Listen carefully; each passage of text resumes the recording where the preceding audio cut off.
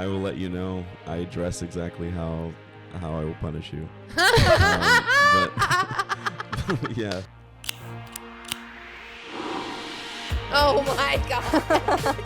Hi, girlies. I tried to harmonize with it. That sounded so good with the bass. We've never had the bass. Harmony.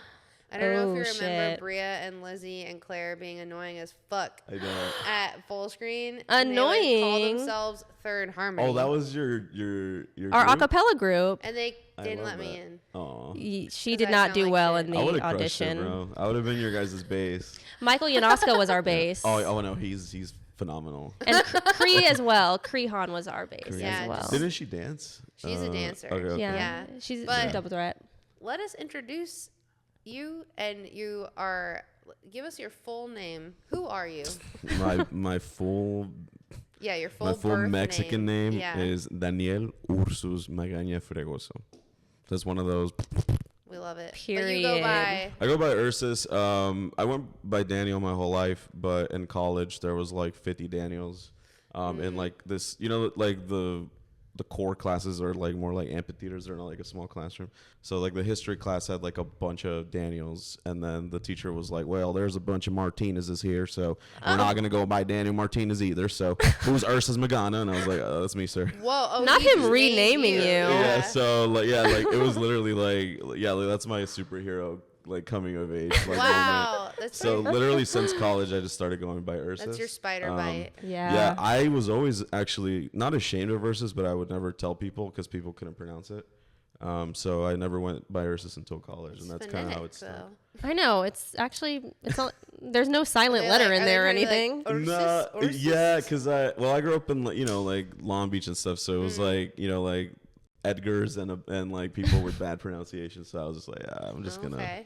You just let it slide. I'm just gonna go with Daniel, and then college happened, and that's when Ursus kind of just took over, and then people started telling me it's more memorable, so then that's why I just kind of like went with it. Yeah, It is. I don't know anyone else named Ursus. not a soul. That's true. Besides Ursula, I mean, I was gonna say. yeah, That's she's yeah. she's like the one. That's her name, right? But Oh my god, that could be. I mean, if you ever wanted to do drag. No, I know. Like, Yes. I want to do definitely like gender bender cosplay anime at some point. Yeah. Oh, I love it. We want to hear the Ursus origin story because I think it's really interesting and also like kind of paints this picture of why you are this like entrepreneur that you are and starting your own company, 25/7 Media.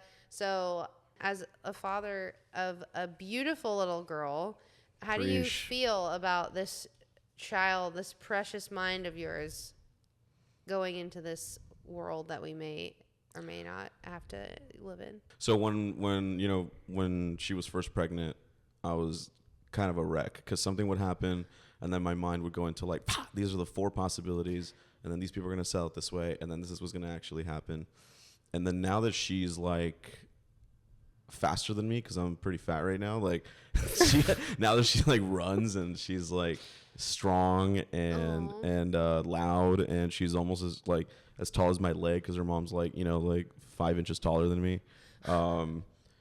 I feel fucking great. I feel really, really good. Seeing this strong, uncontrollable life force running around and her interacting with other kids, I feel like you just have to put your bets on them because millennials, we're pretty fucked up, but a lot of us are actually doing God's work out here, Mm-hmm. So if we're Truly thinking of other people, thinking of the greater good, And like that's never trying to make happened something before. real. Yeah, and that's never happened before. And like, I don't mean to get like cheesy or anything like that, but like allyship is also like really fucking strong. I think that like Gen Alpha, just because I have a kid and because a lot of the fan base for my musicians is Gen Alpha. Like, these kids do not give a fuck. They do not give a fuck. Oh my God. They have absolutely no filter. They're very self-aware of millennials and how millennials document their life. So that's why they're always anonymous. They communicate through fan pages. They communicate through avatars because they are basically like the advanced form of Catholicism. So like Catholics basically mastered the idea of idolizing, but Gen Alpha is like, yo, that's my idol from age 6 to 8. That's my idol from 8 to 9. That's my idol from here till teens. This is going to carry me through my teens. And then by the time that they become teenagers, they're like a collection of all these saints and idols that they kind of like looked up to. And then they have to activate in who they're going to become. When Nana was pregnant, you know, I did talk to a lot of people that were like freshly parents, like people that had 5-year-olds. And I was like, yo, how the fuck, you know, how the fuck. And most of the time it boiled down to like, well, you won't be able to control it. So the best thing that you could do is like figure out a way to always be their friend. And so with that approach, I'm taking that with my young, you know, Gen Z artists. And now we're figuring out how to do that with, you know, Gen Alpha fans because they're ruthless. They don't give a fuck. And that's why I feel like, you know, that was a long-winded way of answering. Like, yeah, dude. I think have hope. I think we're going to be all right. I think we're going to be all good. right. Yeah. We, whatever generation we are, because we're like kind of younger millennial, but we're like millennials still. Or we're whatever. like that. I feel like we're on like the that edge. true millennial. Yeah. So, You're okay. on the edge. Yeah, so, I'm on how the old edge. Are you? I'm 30. I just turned 30. Oh, Okay, wow. we're the same age. I'm Wait, turning you're 30. Cancer baby, right? I'm everything that's wrong with the world. I'm a Scorpio. Oh. I'm a Scorpio too. What the fuck are you talking about? What are you talking about? Everything that's wrong with the world. Sus motherfuckers. Hey, bro, I will let you know. I dress exactly how I will punish you. But yeah, but that is the beginning of the episode. That's the cold open right there. Yeah. We got the cold open. We got the clip. that's funny. Look, all right, so that's a cool. I'm gonna use that from now on. So like we're true millennial. Yeah. Yeah. So I feel like this true generation of original Pokemon. We are the middle management of the corporation corpus of the United States. So by being middle management, the story isn't necessarily about us anymore, but we have to manage the wealth that these entrepreneurs accumulated through their booms. So basically that's the boomers. So the reason why boomers and their kids were very controlling and helicopter is because to a certain extent, like they did what they were told. They either went to war and fought the war and came back and got the house, like, and they did what they were told, so they feel like they earned it. And then here come the Gen Xers. They're like, well, like, I gotta like catch up to my dad, and then some of them actually did and passed dad and mom, right? So now imagine that. Imagine like your dad was some Joe Blow that fought the war, came back. You won't stop hearing about it. You surpassed your parents. Now you have this person telling you about 150 animals that don't exist. How does my kid not know the multiplication tables, but they know about 150 animals that do not fucking exist? So they have no choice but to fucking try and mold you to protect their wealth. Like, do you understand that I'm going to pass this down to you and I have to go to... And how that's the Gen X rant. I had to work my ass off, strap my bootstraps, the fucking college. Why don't you go to college? You can always try. And some of them did. Some of them partied. They fucked up. They went to the Motley Crue concert. And then they were 27 and they went to college again and they made it. Yeah. Right? Real. So then that's why they're looking at you if you're like 25 to 35 and they're like, you know, I also saw Guns N' Roses and you know, I partied too. Yeah, I was crazy. crazy. A groupie for Bon Jovi. Like you could do it, you know. And look at me, I own a house. No, it's like, yeah. Okay, well. No, exactly. So that's why we're the middle management. So essentially, like, you know, we didn't benefit from the boom. We didn't benefit from like acquiring the beachfront property. But as middle management, we have to basically find a way to learn how to match our knowledge with that value, considering that the world completely changed. We have to manage that asset, and we have to manage the value of that asset. And that's all that we could do, because what's happening next, we're not going to be able to solve it. So I feel like because we're so caught up in this information, we're always chasing information as millennials. It's because the world has shifted underneath the feet of Xers and boomers, and we recognize that. And that's why we're addicted to you know, the information. We're addicted to the courses. We're addicted to like always improving, whereas like the Gen Zers and Gen Alphas are more about who they are and their identity. Yeah. I like what I like. I'm going to look into what I like, and that's it. Correct. Like, I'm not going to force myself to do anything. Correct. which is exactly what. So we're actually going back in time, whatever generation was before boomers. So before boomers, the boomer generation is like, hey, like serve the country, you'll be aight. You know, go start a business, you'll be aight. Chase the American dream, you'll be aight. But before that, it was more about chasing a trade. It was more about like, yo, like, you know, my parents are shoemakers. Oh, wow. I am this. I am a shoemaker. Like, yo, my parents. I am this. I am that. Right. So it was like, you know, it's really hard. For Gen Alpha, their struggle when they're our age is, yo, how can I not basically force my entire lineage to basically become content creators? How can I prevent the temptation of becoming a family channel? How can I prevent the temptation of like showing my really, really unattainable privileged lifestyle on social media and call myself an influencer? So that's the challenge for Gen Alpha.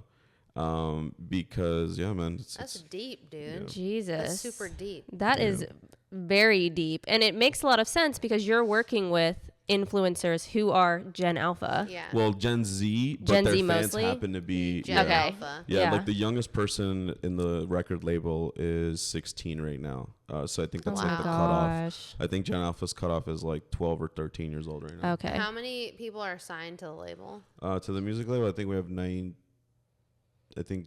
as of last week. Yeah. Okay, I want to get into this, but I want to also paint the picture of Ursus. And so I want to go back to like your birth. Like How the fuck did you get here, like to this place in your life where you own this company and like you're running this shit? Like, tell us about how Ursus. did this happen? My parents met in the military. My dad was just like a nobody, like infantry type of dude.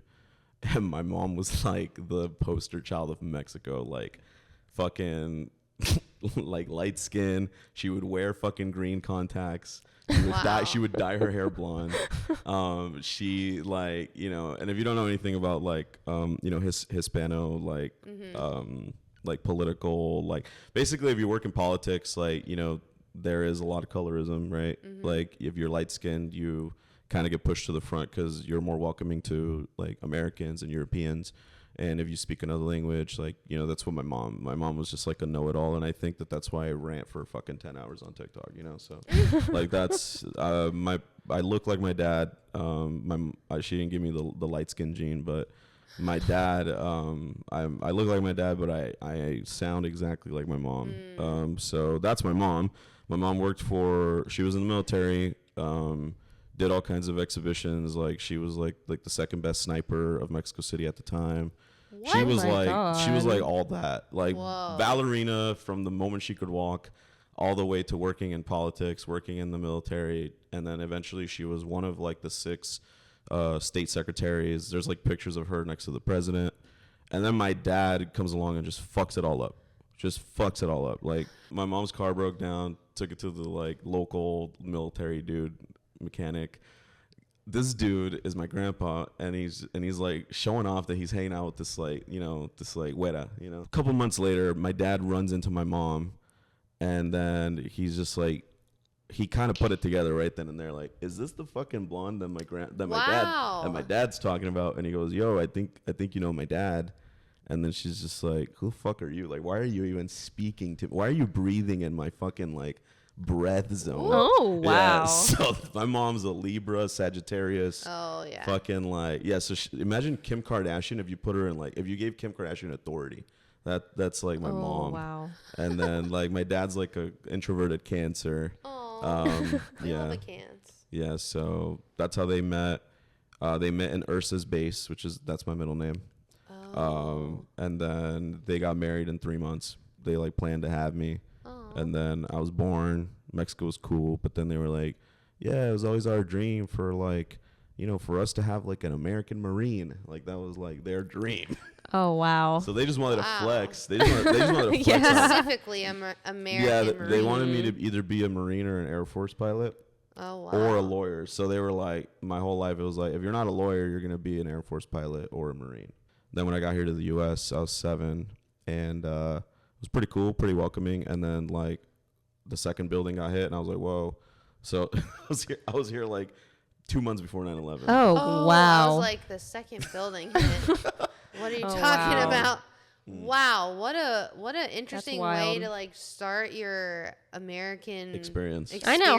What was like your perception of the U.S. at that time, and like how did that change? It was pretty privileged because my parents brought me to the U.S. every year for Disneyland and stuff. Hell yeah. So it was pretty. Honestly, it was like pretty privileged perspective. I thought I was like on vacation, and then when you were. When you came here. Yeah, that's what they told me. Oh shit. And then when they signed me up for school, I was like, oh, I don't think I'm ever seeing my dog again. Like. Your dog? Yeah, they left my dog back there, and I was just like, "Fuck!" Like that. I think that was like that was probably the first time I was sad in my life. Like I think I had such a good ass childhood, bro. I can't even cap. Like super privileged, and like I think that was the first day I was ever sad when like I got signed up to go to school, and I was smart enough to know like I'm never going back. Like I was like, wow. Fuck. Yeah, dude. Then I don't know. That was it. I learned English pretty quick. So you didn't know English at all when you came here? Dude, it was see, like 7 years old was the first time I ever felt sadness. The first time I ever felt regret. My biggest regret was like, fuck, I should have paid attention to English classes. Oh, my dumb ass, like, yeah, no. bro, like very. You're 7. Nah, but like in Mexico, I was very privileged. So like I had private school and like I had the uniform and everything, you know. So I always fucked around in English class, and I was like, I felt like fuck. Like I should have really learned. Oh no. Yeah. I mean, it worked out. Yeah, I think I told this to my therapist. Like, I think most of the trauma that I should have, I don't have it in my brain because I didn't understand what motherfuckers were telling me. Whoa. Yeah. Like when I would get bullied and like people would jump me and shit. Like I obviously remember like the fighting, but I don't remember what they were saying as mid getting stomped on. Right. So I feel like I skipped out on a lot of trauma because I didn't know what the fuck was being said. That's true. The words would probably hurt. The words were probably hurtful. No, that's what I'm saying. Like, because I remember shit now that like I remember because it's words, but like you don't really remember physical pain like that. But yeah, man, that's the story. So then what happened between like, I want to hear actually about the high school years and like what happened between then and full screen, because we have I would say emo punk legend on our podcast today. Emo night legend in MySpace. Anyone? Elder emo. No, okay. Emo. A MySpace musician. That actually hurts because I wish there was like a social media bank where when everything went down, I wish I could take my MySpace clout and transfer it to Instagram. Everyone lost all clout once MySpace I'm not went even down. a cat. My prime years, like it's over for me. But my prime was MySpace. Like I was a little MySpace influencer. I remember that. Yes. The first influencers. Let's get into high school because I feel like that's gonna get us to full screen, the emo and the full screen. I thought I was going to do, my parents' dream of being in the military. So the school they signed me up for was a local high school in a place we moved to. The city was called Pomona. Yeah. So we moved to Pomona. Far. Very far from Long Beach. And in Pomona, I actually became emo because in Long Beach, when I grew my hair out and when I told people I liked certain kind of music, I would always get my ass beat or I would get into fights. But in Pomona, all the and there's no disrespect to Pomona, but all the gangsters in Pomona, they kind of chose to be gangsters, whereas in Long Beach, Compton, like that area, you kind of were born into it. Mm-hmm. So I felt like, oh, dude, if these are the gangsters here, I'm gonna just be myself. So I literally just started growing my hair out. You're you're not gonna come for me, actually. No, I was it was honestly the best thing that my parents ever did for me was move me out of where I grew up, because I wouldn't have ever been myself. I would have just kind of stayed trying to go to the military or whatever. But yeah, I got to Pomona and I got a sense of the community, and I was like, oh, these are not real gangsters. They're choosing to be gangsters. So I'm just gonna be me. And they signed me up for Gary High School, which is a really fucking ghetto ass school in Pomona. No disrespect, Gary High, but but you are ghetto ass school, and I hated it. Fucking super ghetto. They signed me up for that shit, and obviously I signed up for the ROTC program. If y'all don't know what ROTC is, it's basically this fast track where they propagandize teens to fucking fast track themselves into the military. And the teens in ROTC take it so seriously. I was that kid. I so dated fucking someone in serious. college So that that was in summer, ROTC. yeah. Oh my god. It was wild. Yeah. So that summer, like I was literally like that kid. Like I did all the fitness tests. I did the little fucking like flag I folding. need to see a picture of Ursus. There are none. My face is wraps. Like yeah, because here's the thing. This like, was during the MySpace era. Yeah, not even that. Like yeah, it was because when I ended up having a band. And I went full metal rebrand. I deleted all that shit. My parents are proud of me, but they fucked up because they bought me Guitar Hero. And that summer I was like, so I would go to the ROTC shit. I would go to construction with my dad because I would help him in construction. And then when I would come home, I would just fucking play Guitar Hero. I'm like, oh yeah, these motherfuckers don't know that this is it. This is it. Like. They had no clue. I was like, wow. And then I just planned my heist. So the biggest heist of my life, literally, bro, because my parents were fucking super, right? They didn't fucking speak English, like none of that. So I literally signed myself up to another school, and I forged their signature. Yes. What? Yes. Wait a minute. Yeah, What so, school? The School of Arts and Enterprise. That's my high school. Oh. Yeah. What grade are we in? Freshman year, because I never God. stepped foot in Gary High because I was there for the ROTC summer program. So I signed up, and I was like, yeah, like I'm doing ROTC, like you know, I'm gonna make it, mom, like I'm gonna go to the military, right? So then I'm doing the ROTC shit, but then I start like midsummer they buy me Guitar Hero, and it was literally like that fucking meme of like when bro like looks into his son from Malcolm in the Middle, like, if you do this, son, you'll never come back. Like it was literally that moment. How did you figure out the high school to go to? So, dude, shout out to fucking Google. So, dude, I'm literally sitting there and I'm like, okay. So, I'm gonna get rich. I'm about to make a fucking band. This Guitar Hero shit is the blueprint. So then I start Googling. I'm like, music schools around me. And then they're all paid. And I was like, all right, free music schools. Wow. Yeah, free music schools around me. And then there was this one school that was a art charter high school in Pomona. And I was like, no fucking way it's in Pomona. So then I start looking at the bus route. And I was like, yo, I can afford this. Like, because my parents give me this amount of money for the bus. And I can just lie to them and say I'm going to this school. And then, and then I was just like, what the fuck is stopping me from doing this shit? So I take the bus, I go to the school, and what's it called? I literally joined this family. I just joined, like they're doing tours, and I just walk next to a family, and I just joined this family, and I'm getting a tour of the fucking, and, you know, Mexican families are like packed, so like the teachers didn't question it. I look the same as the kid. So then like I'm just with this family. And then I'm getting a tour of the school, and every room, every fucking thing about the school is like, this is it. This is an art school. There's no sports. It's only 400 kids. So it's 100 kids per grade. And it's a charter. It's a charter school, so I have to audition. Yeah. Oh, fuck. So I was like, fuck. Okay, so I got to learn guitar before my audition. So this sounds like some fucking. This sounds is a movie. This really is a movie. This is a fucking movie. Yeah, this sounds stupidly unbelievable. Yeah, so this is crazy. Basically, I try to make my own guitar. So then I couldn't. What? Yeah, I borrowed a guitar from somebody that I knew, and I learned like 2 chords. And then I realized the audition was like a farce. It was literally just to see if you like wanted to try. So I went in there and I just showed them that I learned 2 chords, and then they gave me an application. They're like, okay, yeah, you passed the audition.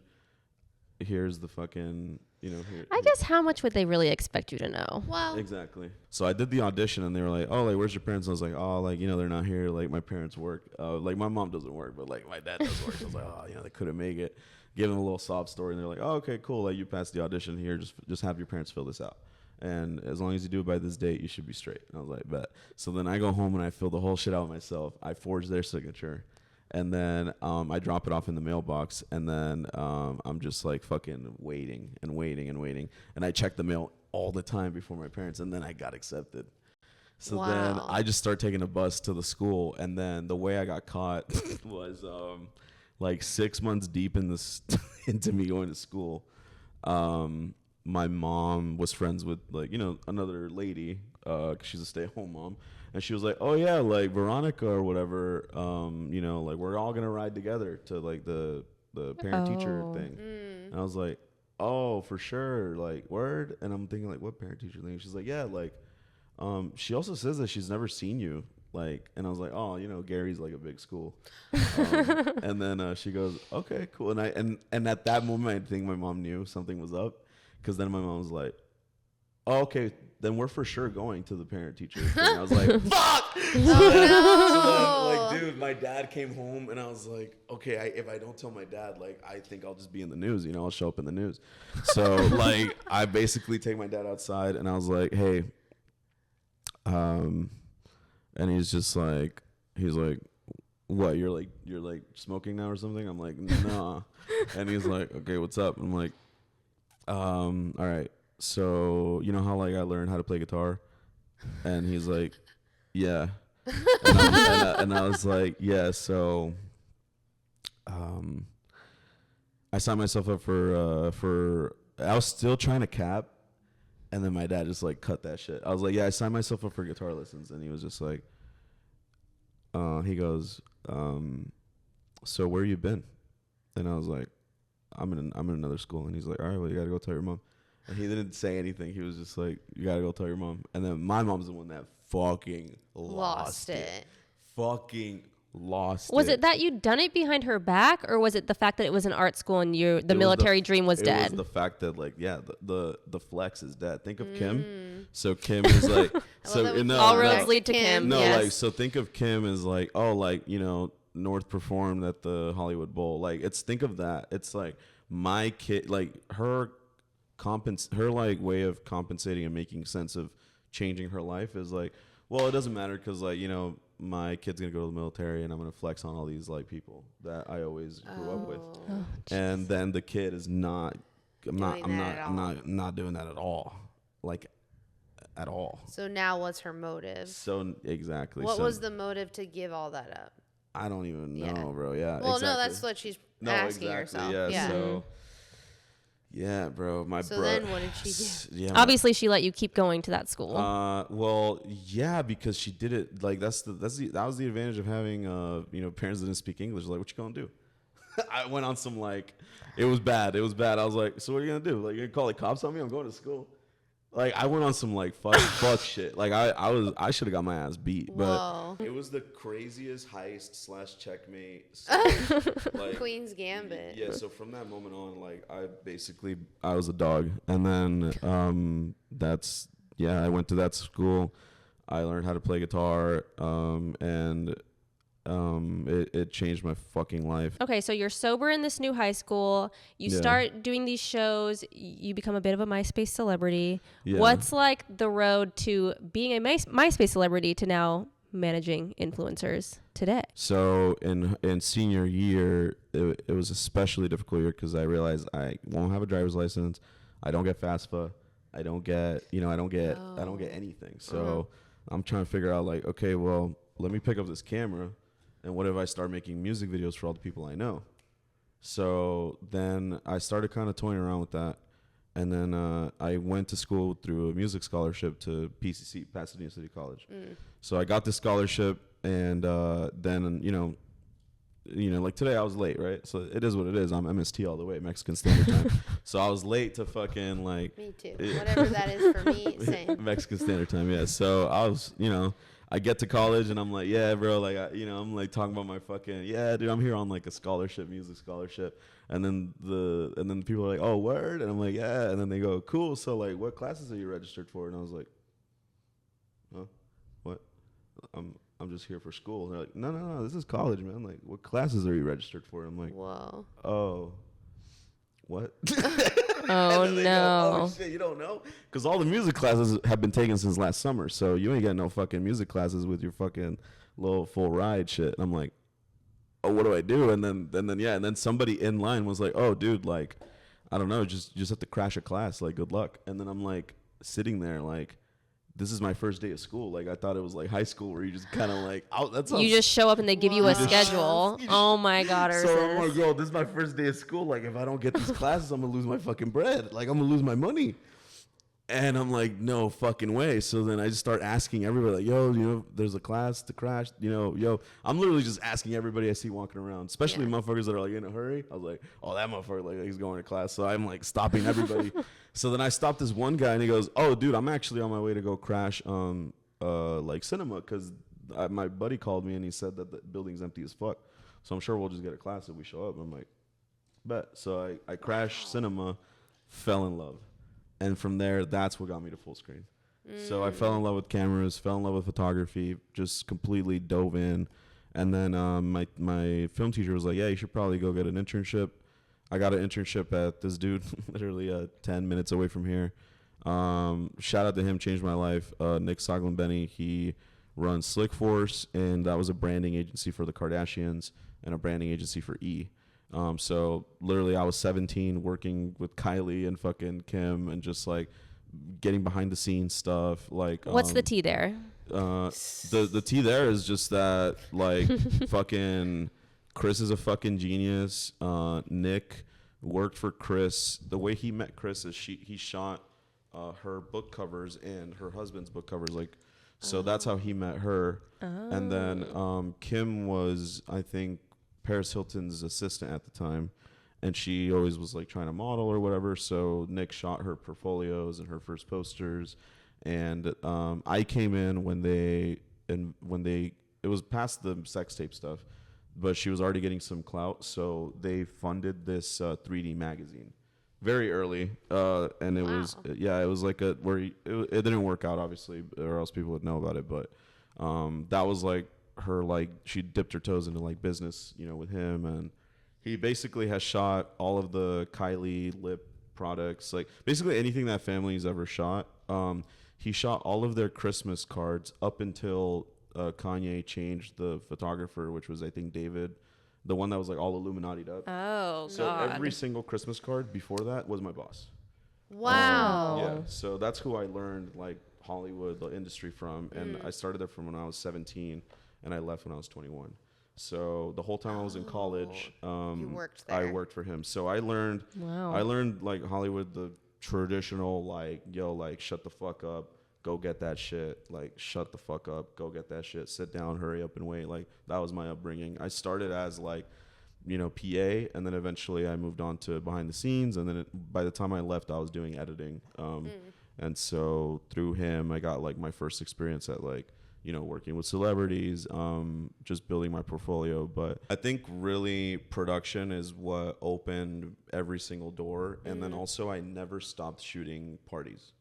Okay. So never stopped. So like even before full screen, every weekend that I had available, I would always try to shoot a show, or I would try to shoot like a party, literally just to build my Rolodex. Really 24/7 media, when I was at full screen, I had always done things on the side. So like I was always shooting music videos and production stuff.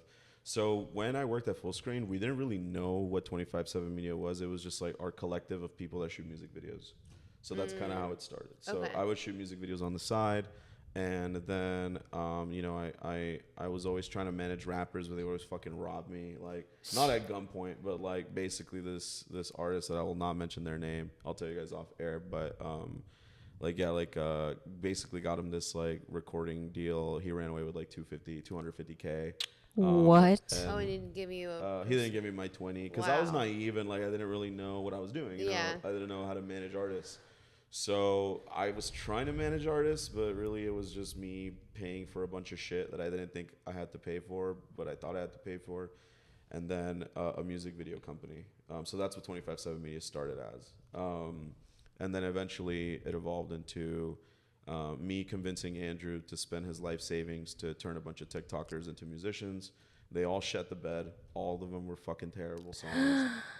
It was TikTokers that had no music background, but you were just like, they're popular, let's do music. Yep. So I had friends in the music industry. I was friends with like, you know, people literally thought like, oh, if we just spend our life savings and we get Kanye's writers and like, you know, all these other rappers writers to write songs for us, we can blow them up because TikTok is the next thing. So I convinced Andrew to spend our life savings in that way, and we shut the fucking bed. fortunately, some of those people wanted to do, YouTube and OnlyFans. So we literally just learned OnlyFans to make our money back. And wow. then we didn't really, it was taboo to talk about in 2019, or 20, whatever. Pandemic happens, and then people start buying fucking houses and cars, and it was crazy, man. And then, now what it's become, kind of like a record label, because we realized, basically once we started making some money, Full Screen's dead, and then we basically sign a rapper to Warner, large sum of money. I'll tell you guys off air, it was life-changing money, and then we basically put that money into the business, and we thought we made it, but then we realized, working with a label doesn't mean you made it. So we started doing marketing for labels, and then that's when we started running into each other. So we started doing, we did such a good job for this kid that we signed to Warner that we started doing marketing for Warner. Then we started doing marketing for RCA, and then Interscope. And then once we got into Interscope, everybody called our number and was trying to do marketing with us, because we just fucking had the expertise. I had all the connections because I never stopped shooting parties. I never stopped giving people favors. So when it was time for me to cash in my favors, it was generally pretty easy. And we did that for many years.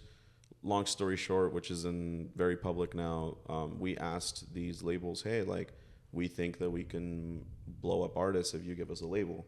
And notoriously, all the labels basically said, nah, we'll just give Raph, who you guys met, Raph, the guy with the polo at VidCon, we'll give him a job. He'll be an A&R, and you guys can go kick rocks, because they didn't really know, anything about me and Andrew.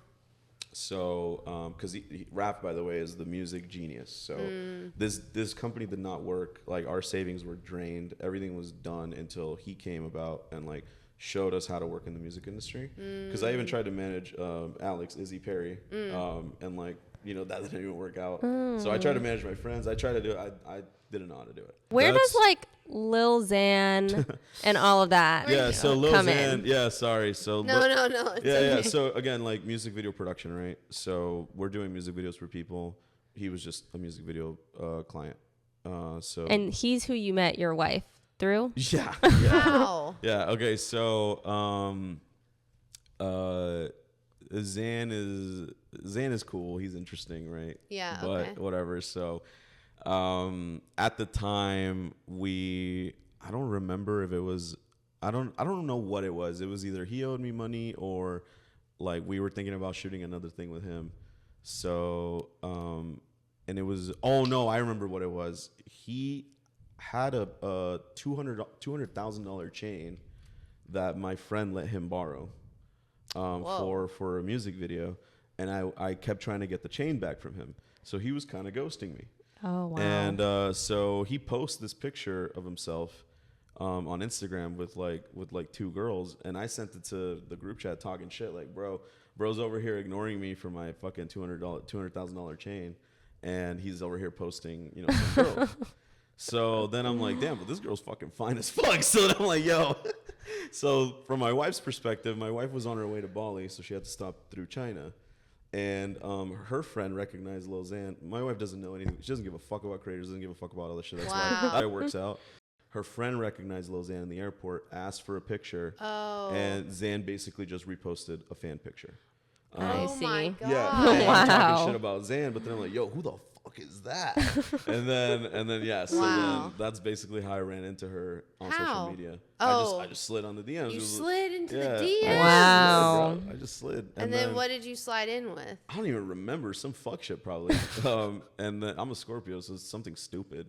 Something Drake-like. Maybe a Drake lyric or something. Something and then stupid. She responded? Yeah, and then she had a boyfriend. So then I was just like, peace. And I then talked to her for 4 months. This is 2019? No, this is COVID. Oh, 2020. Yeah, this is COVID, yeah. So yeah, dude. So I didn't talk to her, and then yeah, I didn't talk because I don't fuck with, you know, girls that have like a boyfriend. Like, even though I'm a Scorpio, like I have rules, you know what I'm saying? So I was like, there's nah. a limit. Yeah, there's a fucking limit. Yeah. So, You're not toxic. yeah. So I was just, oh no, definitely, but not in that way. We all have stingers. But yeah, I was just like, yo, like you got a boyfriend. I'm just going to, and then I kind of just ghosted her. But you know, sales guy, so I have my follow-up system. So then I followed up with her. Oh my God. Wow. I And can't. I was just like, hey, and then she's just like, and then I'm just like, and then we have a baby now. So Wow. Did you take your wife, who you met at the Lil Xan with Lil Xan's social media thing, to Jake Paul and Tana's wedding? that's what you said. Oh no.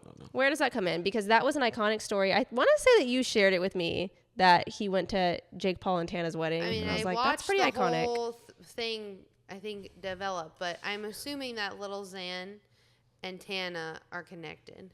Well, yeah. So basically, Lil Xan and Tana have a lot of similar friends, but I did not like get introduced Tana by Lil Xan.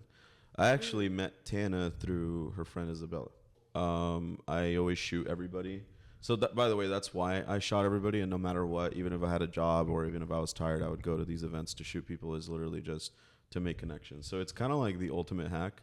And I share this all the time with people that know that they want to be in entertainment but don't know how to talk to people. As you guys know, I never drank or smoked or anything. So for me, it was like, if I'm going out somewhere, I need to feel like I'm working. So that's why I shot everything, because I never liked feeling like I wasted my time. Wow. And so if I go somewhere, I have a camera with me. That was my rule. And so think about it. You shoot the person, you meet somebody that's high profile. Even if I don't know who the fuck they are, the person throwing the event will be like, oh, this is so-and-so. I'll give them that picture. I'll ask them to tag you. 9 times out of 10, they don't tag you. But the one time they tag you, you get invited to another party. And then if you do that for, 8 years, you're eventually invited to every party. Also, don't you think that showing up to these parties with influencers and being willing to give them content is like, they're immediately like, okay, great, I'll add you on Instagram. Like, send me this. Free. Yes Yeah. and no. I feel like the reason, we're skipping ahead a little bit, but I feel like the reason why Tana fucked with me so heavy is because I wasn't on some super cloud chaser shit, and I always gave her images before I posted them. So there's like thousands of Tana images that will never see the light of day because I don't post anything unless she posts it. And it's not that I only treated Tana that way. I was taught that by Nick and dealing with, like, I know how to handle an A-level relationship. And so I feel like on a human level, not on some clout chaser shit, when there's a D-list influencer that, has never been treated with respect, they'll fuck with you. And so I think that was what made my offer different. It wasn't that like I was the best photographer. It wasn't that I knew people. It was that I just treated everybody, regardless of who the fuck they were, like an A-lister.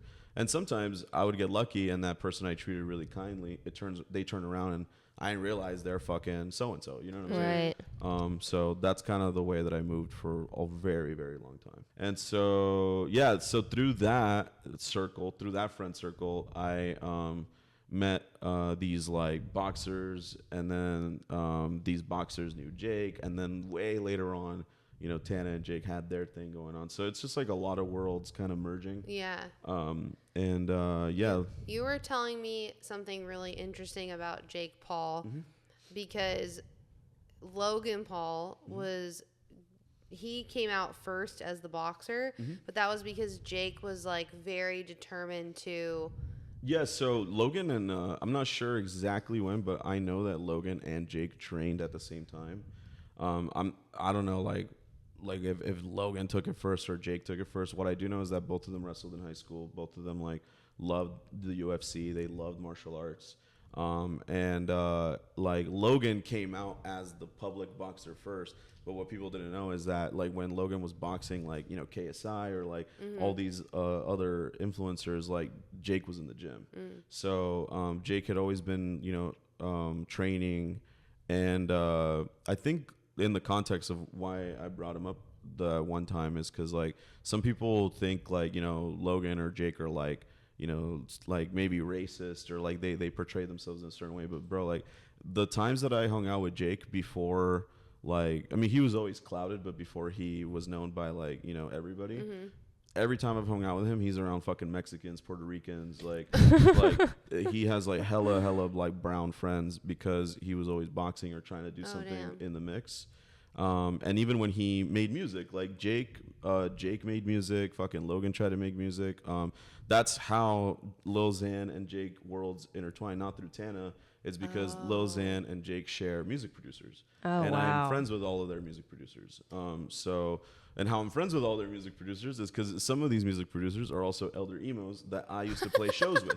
Shut the fuck up. When I was in bands, like basically here's the fucking elder emo. You know that meme of the fucking castle? And here's sunshine and rainbows. And here's this. If you're a fucking emo, your sunshine and rainbows is you end up owning a CrossFit gym or an MMA gym or a tattoo shop. And then the fucking like nighttime is you're an emo rap producer or you're a suicide girl. And you're like an OnlyFans chick. Like that's basically the fucking like trajectory. Wow. So all these people I knew from like the metal scene, they became tattoo influencers and their boyfriends became music producers or MMA guys. And I've always been in that mix. So then when, you know, Jake is trying to make music, he becomes friends with some of my friends. Jake is trying to fucking do martial arts or whatever. The MMA world, boxing world is very small. So it's just like a lot of world collision. And then you go to this massive party in the height of the pandemic. Yeah, so that was that made the news. Yeah, that was crazy. So you got to give a lot of credit to Bobby Misner for that too. So Bobby Misner, Full Screen actually managed him. So Jake was already gonna do this thing for Cinco de Mayo, obviously again because he's friends with hella fucking Mexicans. So he was like the house is full of fucking. You're like, this is on brand. Yeah, honestly. The house is already full of my cousins, right? The house is full of my cousins. They got a fucking bro. They had a boxing ring in the backyard. Like that's literally how. Bro was like literally in the carne asada. That's so funny. Yeah, so basically, he's from white middle America. Yeah, bro. Yeah, but that's the thing about fighting is like fighting is so beautiful because it's like music. Like if someone's fighting, you know what's happening. If someone's fucking dancing, you know what's happening. You know, it's another universal language. And honestly, like it does humble a lot of people, which is like honestly why a lot of these influencers that you see start boxing, like they move different because like they've been punched in the face. A lot of people that have not been punched in the face, you notice. Yeah. With like these kick streamers and shit, like you notice when like, oh yeah, they've never been beat up before.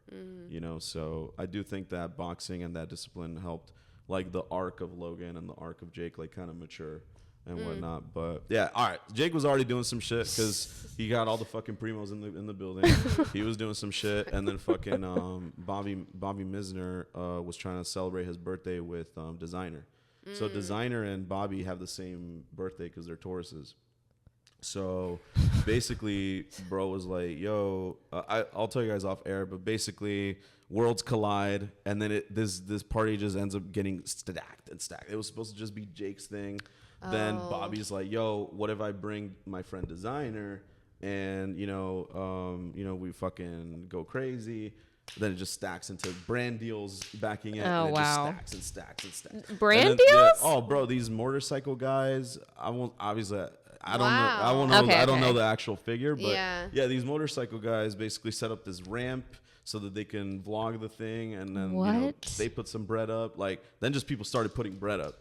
And by the way, anytime you know anybody has like a major party, it's some fucking company is trying to get in it, you know. So Right. it is what it is. But that's crazy because it's like 2020. Oh yeah, I know, in the thick of it. Yeah, Yeah, and yeah, he's getting all the shit for it. Yeah. That's the thing, man. I mean, like, look, I'm not gonna get political, but like the whole like pandemic, like you had Obama's daughter partying, everybody was partying. Yeah. Like, Everyone was out, for It is sure. what it is. Everybody was out. But yeah, man, the fucking party made the news. It was insane. And Bobby had a whole vlog about it. But yeah, I think that was like now parties are trying to catch up to like pre-COVID. Like last month I was at Jake Weber's birthday party. Like it was kind of like one of those like 2019 reunions, you know. So I think that parties are gonna get crazier and crazier. I want to get into the lore of going to Jake and Tana's wedding because for me personally as a fan, I felt like I was like, if I think about their relationship, I was in his bedroom like with them. Like I watched that shit. Like it was a great reality show. It was like one of the best reality shows on YouTube. It's honestly the best clout relationship that has ever been on the internet, in my opinion. You were in the BTS of it all. Yeah, so, what was going on? Give us your take on it. Fuck, I mean, how do you even summarize it? I think when you're young with that much power, you kind of want to see how far you take something. And why not if there's money involved? Obviously, like everybody knows now that it wasn't like a real wedding or whatever. But their relationship was real? I don't know. Okay. I think Tana, I don't think I'm saying anything people don't already know. I think Tana probably did have feelings for him at some point. I think she said that. Yeah. I feel like she really caught feelings, and I feel like he did, but then I feel like he more was in it for like not the clout chaser of it, but like the stunt, show of it all. Stunt, yeah. I mean, you have to do it for the stunt. There's some people that like, no matter what happens, whether feelings or people feel a certain way about you, like they will always do it for the stunt. And then sometimes people catch feelings or whatever. But I mean, she's a Cancer. You know, she loves very deeply. Like I know her. She portrays like very chaotic or whatever, but she's very fucking smart. She's very deep. She really fucking cares about her friends, which is why they're around her all the time, because she takes care of people. Like, so I think she naturally fell in love for, you know, an emotionally unavailable Capricorn, because he's a Capricorn. Like, he's just about the work. Like bro's literally just about the work. My future husband is a Cap. Well, he's just about the work. Like, he's like, Capricorn's natural state is being the captain of the ship, workaholic. And you know, he just wants fucking greatness, which is a reflection of the boxing thing. Like he just wants to be great, you know. That makes sense. That makes a lot of sense. Yeah, I think I mean, it is. I don't think I'm saying anything that people don't already know, but was it cool to see? Fuck yeah, man. Like, especially with our job, you know, like that's like I said earlier, like something happens, our mind goes here, right? And so me being able to kind of just be there and seeing something happen, and then I see the options, and then she takes the option I never expected, like, and then them doubling down. It's just like, yeah, man. It's not even about the wedding, dude. It was when I knew that they were gonna get for sure married. Was when I was hanging out with them at VidCon, and they went a little to the side, and they just, you know, they looked at each other, and they were like, okay, so, like, you know what I'm saying? And they decided then. No, like I will never be part of that conversation. Yeah, but it looked like it. Yeah, we were at the Hyatt or whatever. Yeah, we were eating and we were all hanging out. I was taking pictures. We were all just talking shit, and then, you know, bro pulls up. She's like talking to just him. And whatever happened in that conversation, regardless of whatever the fuck happened that day, I knew they were getting married. Wow. Because they had their little moment. Then Jake proposes to her at VidCon. I take the picture that was shared all over the world. Oh yeah, it was at one of the panels. Exactly. So I knew, like, I'm not gonna cut this, but basically, put it this way: conversation happened. I smelled it in the air. My mind goes to the 5, and I'm not crediting myself for this because it was all their choice, you know. Yeah. Like, you're just capturing and capitalizing. I'm just around. Them. Yeah. I'm just around. Yeah. I'm literally just around. It was fucking awesome. I appreciate, you know, Jordan for not gatekeeping the access, not telling me to go fuck myself. I appreciate Isabella for, like, you know, making sure I shook people's hands, and it is what it is, bro. Bro fucking got on one knee, bro, and the whole world fucking was like, no fucking way, they're bullshitting. And then another thing goes off where, like, oh, everybody's saying you're bullshitting. What do you do, right? And then they tripled down, and I'm just like, dog. It's honestly really iconic if you think about it. Did they invite you to the wedding? Like, how did you end up in Vegas? So with everything, not everything Tana related, this is just everything industry related. Whenever you're invited to something, you should just consider that you're invited. Example, if they say, yo, party's here, wedding's gonna happen here, you should just show up. I think a lot of things that happen that I've noticed now that I'm an elder emo or whatever, that slow down people's career is they are trained by some fucking agency job, or they're trained by like, you know, their corporate job, or even if they work in Hollywood, they're trained by like the traditional machine, and they expect a fucking call sheet, you know? So I feel like that's another thing that made me special to people like this, artists, is that like everything is fluid, everything is ever changing. And it's not that people are afraid of commitment. It's just that if you put yourself in people's shoes where they're being watched at all times, of course life is fluid and ever changing. And in some cases you can plan the overall goal, but you can't plan the overall week. And so all that it was multiple people telling me like, yo, she fucks with you, her saying she fucks with me, yo, don't forget the wedding's here. Multiple people like, yo, are you definitely gonna be there? Because they fuck with me, because I send them all the pictures ahead of time, where all these little cloud chasers you know, post them right away, or the paparazzi post them right away. So like now I've gained people's trust. And so it was a culmination of people telling me like, yo, it's this. Was it like Tana giving me a call sheet and giving me a fucking wedding I feel like invite? no one who was there probably got any sort of official invite. It's like, be there. It was all group chats. It was all fucking Damn. like, yo, when the fuck is this happening?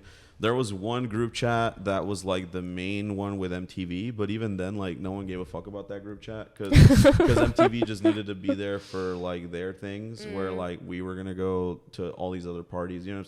So for me, it was just like, yo, she fucks with you, her saying, yo, I fuck with you, like we're thinking this is the range of the days.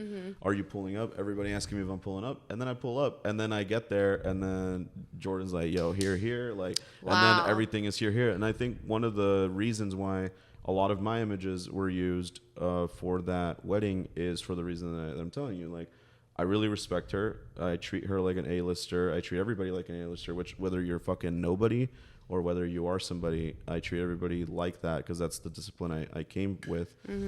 And so what I noticed is a lot of the guest photographers or Jake's photographers were following him around, because he was kind of like the center of attention, and I just stuck by her.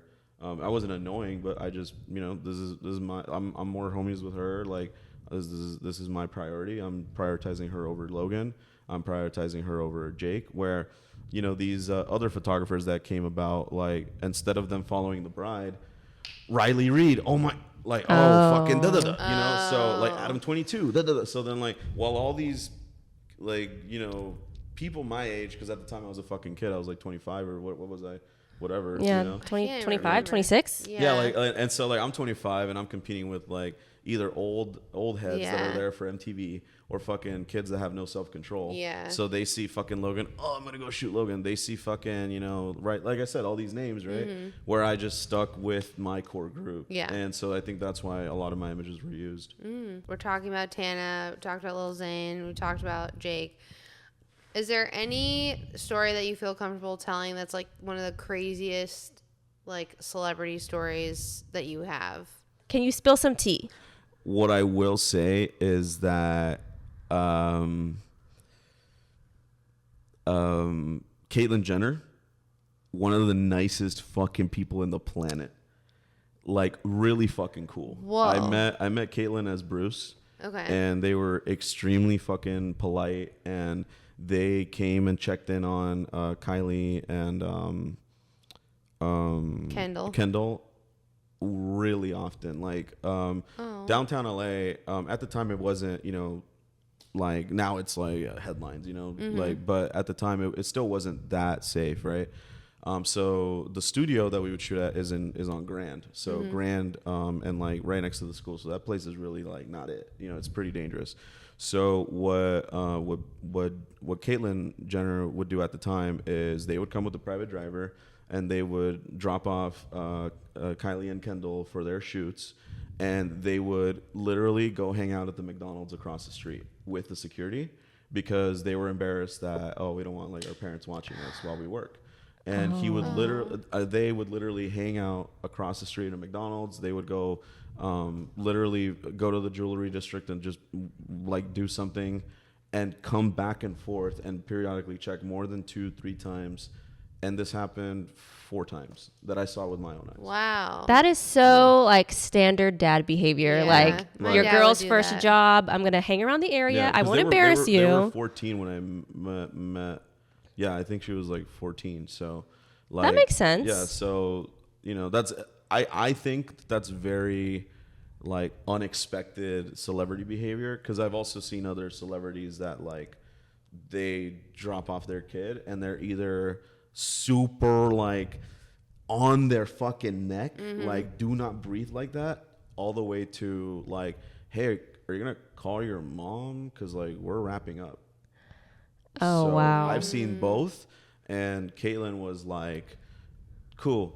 Hello, everybody. Even the PA, like, hello, cool. Wow. I'm going to be across the street. You could literally see the McDonald's from here. That makes sense. Yeah. I watched Keeping Up with the Kardashians, and I feel like Bruce then was a very, very, very, like, attentive parent. For sure. My dad's like that. Yeah. And always had the fucking drip. Like, so that's why, like, when, you know, when Bruce became Caitlyn, it's like, bro, like, always dressed well, always came like Ric Flair, like, very flamboyant. Like, not that, you know, like, it's not that it made sense, but it was just like, they always, like, yeah. They were always out there. Yeah, Bruce, Caitlyn, they're really Drippy. good parents. Yeah. Yeah. What would you say, if you have one, would be your high idea for the episode? What do you want to like leave the people with? What's your hot take? You need to take advantage of every fucking moment of your life and every tragedy and figure out a way to make a lemonade. And that is the most American thing that's going to take us through to the next year. Even when I was broke and when I had nothing, I always was just trying to make it. So I hope you make something today and that you make it. I love that.